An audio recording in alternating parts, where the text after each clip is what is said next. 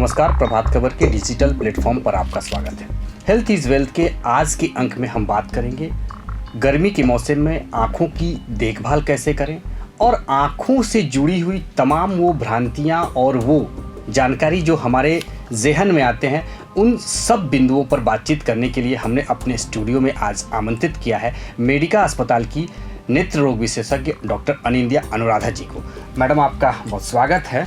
और सबसे पहले जो हमारा सवाल यही है कि मौसम बदल रहा है, गर्मी के मौसम में हम आ चुके हैं, लू काफ़ी चल रही है, आँखों की देखभाल कैसे करें? नमस्ते राजीव जी, आपके ये जो सवाल है मैं उसको संक्षिप्त में बताऊं तो गर्मी के वजह से एक चीज़ होता है कि आँख में पसीना अगर आके घुस गया तो फिर उससे हमें लगता है कि जलन होता है, तकलीफ़ होता है।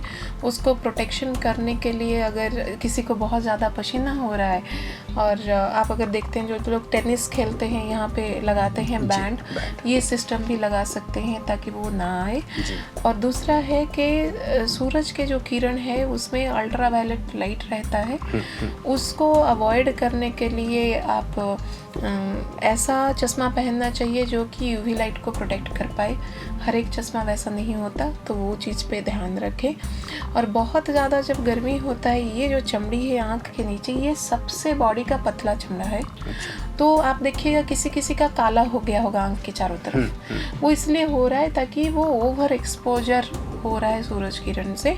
तो उसको प्रोटेक्शन करने के लिए, चमड़ी को बचाने के लिए जो आपके सनस्क्रीन लोशन होता है जिसमें कि हाई SPF जो डर्मेटोलॉजी प्रिस्क्राइब करते हैं, उसको भी यूज कर सकते हैं ताकि ये प्रॉब्लम ना हो। जी, आपने बताया मैडम कि आँखों के लिए जो सूरज की किरणें हैं उससे तकलीफ़ क्या सही में होती है और उसका क्या सावधानी बरतनी चाहिए? देखिए, सूरज के किरण के वजह से सूरज में इंफ्रारेड भी है, अल्ट्रा वायलेट भी है, दोनों ही आँख के लिए प्रॉब्लम करा सकते हैं। ज़्यादा अल्ट्रा वायलेट होगा तो कैटरेक्ट डेवलप होगा।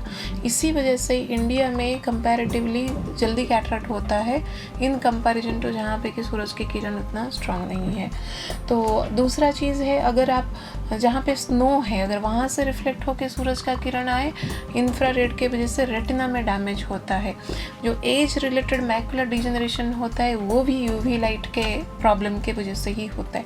तो इसीलिए सूरज को प्रोटेक्शन करने का, किरण को एकदम आपको उपाय करना चाहिए। जी, एक तो आपने ये जो गर्मी के मौसम में लोगों के अंदर में एक बड़ी भ्रांति होती है कि आँखों की सर्जरी करानी चाहिए नहीं, क्या ये सही मायने में भ्रांति है या करा सकते हैं? हमारे साइंटिफिक लिटरेचर के हिसाब से सर्जरी में अगर कॉम्प्लिकेशन होना है वो सर्दी में भी होगा, गर्मी में भी होगा।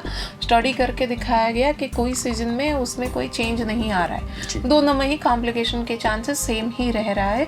तो लेकिन ये चीज़ है कि ऐसा ना हो कि ऑपरेशन के बाद एकदम से आप ऐसे जगह में हैं जहाँ पे कि पसीना आँख के अंदर घुस रहा है, वो इन्फेक्शन का कारण बन रहा है, तो फिर उस चीज़ को अवॉइड करना है।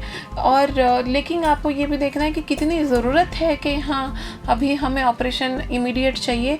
अगर उतना ज़रूरी है इमरजेंसी तो बिल्कुल उसमें कराना चाहिए। जी मैडम, आप बार बार पसीने की बात जो कर रही हैं तो इसलिए एक सवाल जहन में ये भी है कि पसीना क्या सही में आँखों के लिए मतलब वो परेशानी का सबब बनता है क्या, और क्या करनी चाहिए?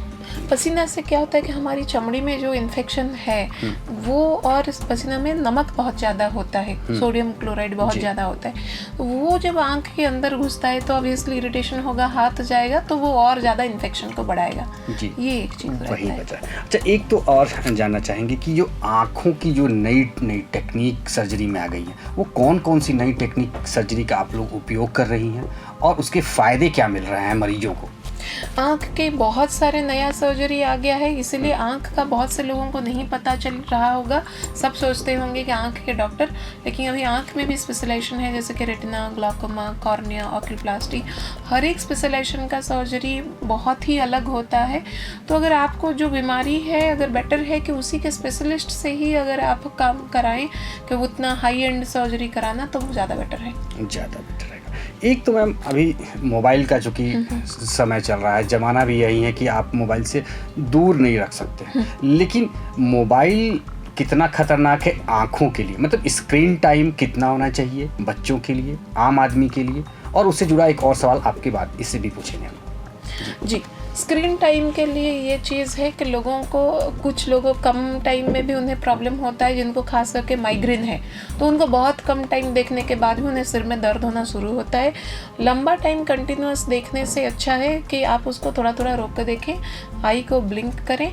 जब आप कोई भी लैपटॉप में काम कर रहे हैं तो नीचे देख के करें, ना कि ऐसे ऊपर। जितना आप ऊपर आँख खोलेंगे उतना ज़्यादा आँख में आपकी जो पानी आता है वो कम हो जाएगा, ड्राई आई होगा। और अच्छे लाइट में करें, एसी आपका पीछे रहे, सामने नहीं तो फिर वो आपको ड्राई आई कराता है। और कुछ टाइम छोड़ के आपको ब्लिंक करना याद रखना है, क्योंकि हम जब काम करते हैं एक्चुअली आँख को खुले बहुत ज़्यादा रखते हैं, उस पर हमें ध्यान देना चाहिए। एक तो मैम तरह तरह के आजकल मोबाइल पे रील्स भी चलते हैं। उस रील्स में ये भी दिखाया जाता है कि बताया जाता है कि आदमी जो आँखों की जो समस्याएं हैं या उस देखने के चलते कई चीज़ें ऐसी होती हैं जो हमारे शरीर पर दुष्प्रभाव भी डालती है, मेंटल मतलब कहें तो ज़्यादा दुष्प्रभाव डालती हैं, क्योंकि हमारा स्क्रीन करने का, अगर हम लगातार कोई चीज़ को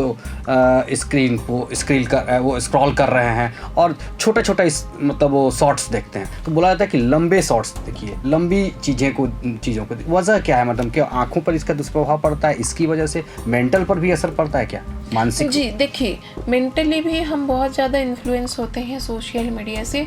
हम जो चीज़ को देखते हैं वो हमारे दिमाग में घुसता है और हमारी थॉट प्रोसेस जो है वो हमारे बॉडी के ऊपर डायरेक्ट प्रभाव पड़ता है। तो क्या चीज़ को हम देख रहे हैं वो बहुत ज़्यादा मैटर करता है। तो हमारी उस चीज़ की ज़रूरत कितना है वो भी सोचना चाहिए। हमारे काम के लिए क्या वाकई ज़रूरत है या नहीं। खास करके सोने से पहले ये जो देखने की आदत है डिजिटल मीडिया, उसको बंद करें, क्योंकि वो हमारी स्लीपिंग हैबिट को अफेक्ट करता है।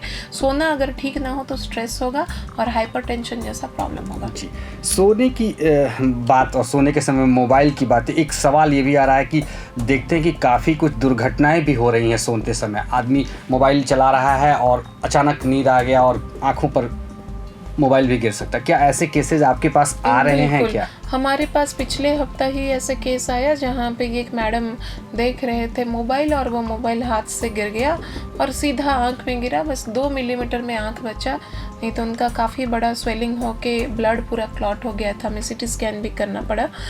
तो ये बात बिल्कुल है कि सोते हुए ये आदत को ना रखें। कभी भी मोबाइल आंख में गिरने का संभावना है, उसको अवॉइड करें। जी, एक और है कि कुछ स्प्रिंग्स, जैसे ये भी हम लोग सुनते हैं कि कुछ खिलौने खेल रहे हैं स्प्रिंग वाले और वो आंखों में चढ़क कर चले जाते हैं। तो क्या ये मतलब ऐसे केसेस आते हैं और क्या सावधानी बरतें हैं? जी बिल्कुल 2 हफ्ता पहले ही मेरे पास एक बच्ची आई थी 18 साल की, जो हम हेयर क्लिप लगाते हैं, क्लचर सबको ही आजकल लगाते हैं। उसको लगाने से पहले वो स्प्रिंग को खोलना बंद करना ऐसे कर रही थी, सब लोग करते ही हैं।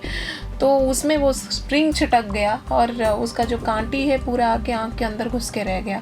उसको हमें निकालना पड़ा। तो ऐसा कोई भी चीज़ जहाँ पे स्प्रिंग है उसमें ध्यान रखें, वहाँ से आपको दुर्घटना हो सकती है। मैम, एक तो सबसे ज़रूरी सवाल कि हम आँखों की देखभाल कैसे करें, वो कौन सी सावधानी बरतें जिससे हमें डॉक्टर के पास जाना ही नहीं पड़े, वो क्या क्या सावधानी है? सबसे कॉमनली लोग क्या करते हैं कि पास में रुमाल रखते हैं, पॉकेट से निकालते हैं और आँख को मसलते हैं, फिर उससे नाक को पोंछते हैं, फिर उसको रखते हैं दोबारा। ये आदत को बंद करें।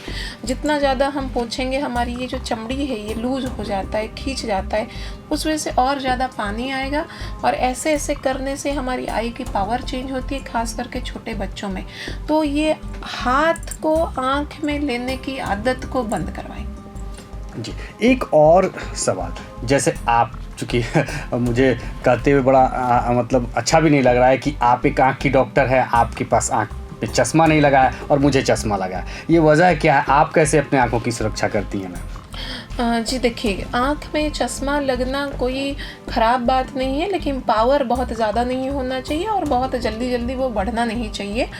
और उसको हम बचाने के लिए जैसे छोटे बच्चों को मोटिवेट करते हैं कि आप टेनिस या बैडमिंटन जैसे गेम खेलो, जिसमें कि जो कॉर्क है या बॉल है वो जाएगा और वापस आएगा। उससे आपकी एक्सरसाइज अपने आप हो जाता है।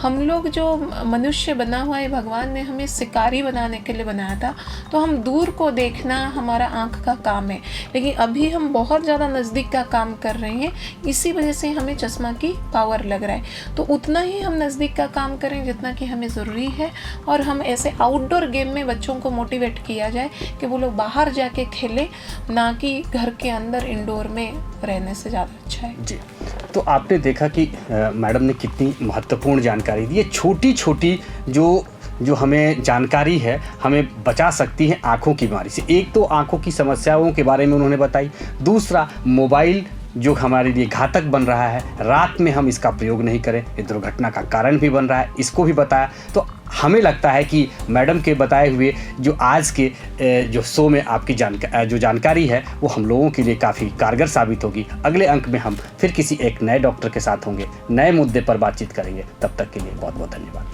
धन्यवाद। प्रभातखबर.com, विश्वास वही, रफ्तार नहीं।